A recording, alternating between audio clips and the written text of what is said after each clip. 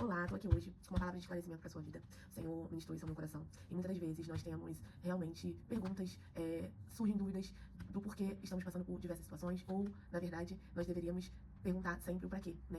Por qual sentido, vamos dizer assim. E tem um louvor que diz que Jesus é a resposta para a pergunta que você fizer. E realmente tudo aponta para Cristo.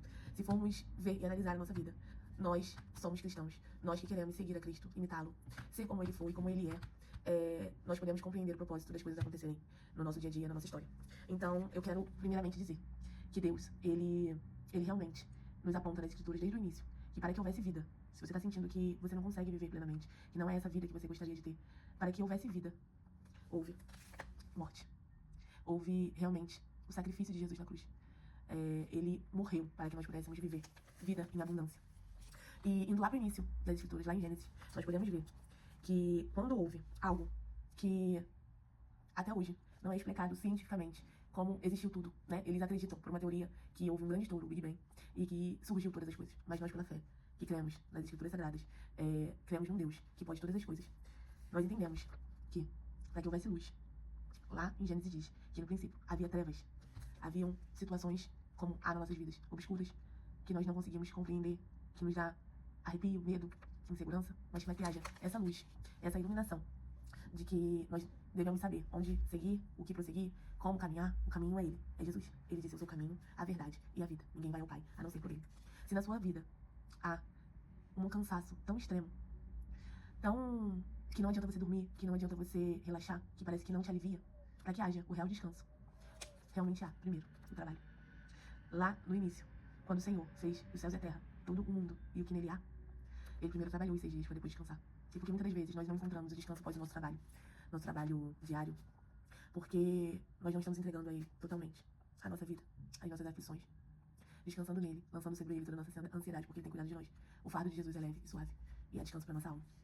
Se muitas das vezes nós percebemos que não só fisicamente nós precisamos de cura, e nós nos perguntamos quando olhamos de repente para a vida de outras pessoas e percebemos que, aparentemente, a vida delas não há dores, não há problemas, não há enfermidades, mas a gente possa compreender que para que haja cura real na nossa existência, primeiro precisa ter havido realmente a enfermidade, tanto na nossa alma quanto na nossa estrutura física, na nossa mente. E Jesus veio realmente, e Ele sofreu no nosso lugar, para que levasse sobre Ele todas as nossas enfermidades. O castigo que nos traz a paz estava sobre Ele, como diz a Escritura Sagrada. Muitas das vezes nós clamamos ao Deus da provisão e não entendemos o porquê. Algo continua faltando, continua não sendo preenchido de alguma forma em alguma área da nossa vida. Mas para que haja a provisão, para que haja o milagre, precisa realmente que o cenário esteja faltando algo, que algo esteja realmente sendo necessário ser colocado ali no lugar. Então, para que a glória de Deus seja manifesta, o Deus da provisão venha sobre as nossas causas e a nossa fé seja fortalecida, algo precisa faltar primeiro, para que depois seja suprido em glória. Falta paz. Em dados momentos, nós não conseguimos obter a paz que excede todo entendimento. Mas para que ela exista, as aflições, elas têm que chegar. Jesus disse: não se engane, no mundo tereis aflições, mas tem de bom ânimo, porque eu venci o mundo. Você está pedindo, ou percebendo, que você precisa reconstruir, recomeçar. A sua vida precisa ser, de repente, feita novamente, de alguma forma.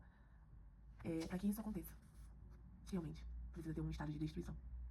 E muitas das vezes a gente acha que esse estado aqui só é maléfico, mas muitas vezes também não entendemos que para que algo novo aconteça, para que algo seja reconstruído, nós precisamos deixar para trás tudo que não engrandece o nome do Senhor, tudo que nos faz achar que não somos dignos dos seus pecados. Deus não se lembra mais.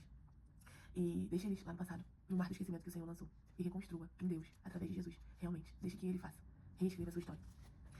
Há um outro pedido que muitas vezes a gente pode não falar, mas que está lá no nosso coração, um sentimento de que anos foram roubados, que nós precisamos que isso seja restituído, apesar de que o tempo ele não volta mais, mas para que haja essa restituição, realmente, de fato, algo foi roubado da sua vida.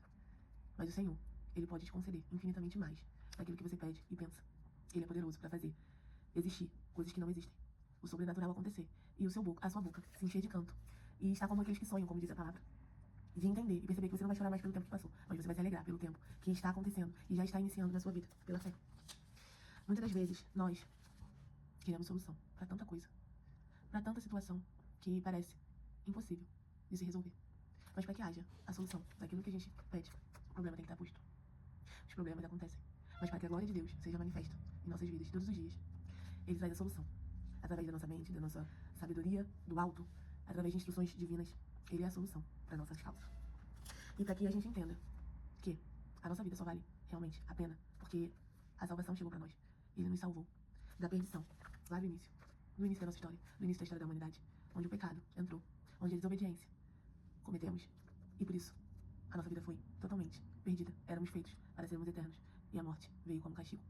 Mas a salvação, através de Jesus na cruz, ela foi estabelecida para que pudéssemos hoje ter vida plena em Cristo. Então entenda, todas as coisas, para tudo o que você pede ao Senhor hoje, para tudo que você não entende nesse momento, há uma resposta, há uma solução, há um caminho, e o caminho é Jesus. Fique com essa palavra e creia que a vitória é certa em Jesus. Você precisa estar no caminho, você precisa permanecer no caminho, você precisa aceitar Ele como seu Salvador. E isso eu estou dizendo até para aqueles que estão dentro da igreja e não conseguem perceber, que não deixam que Jesus guie todos os seus passos.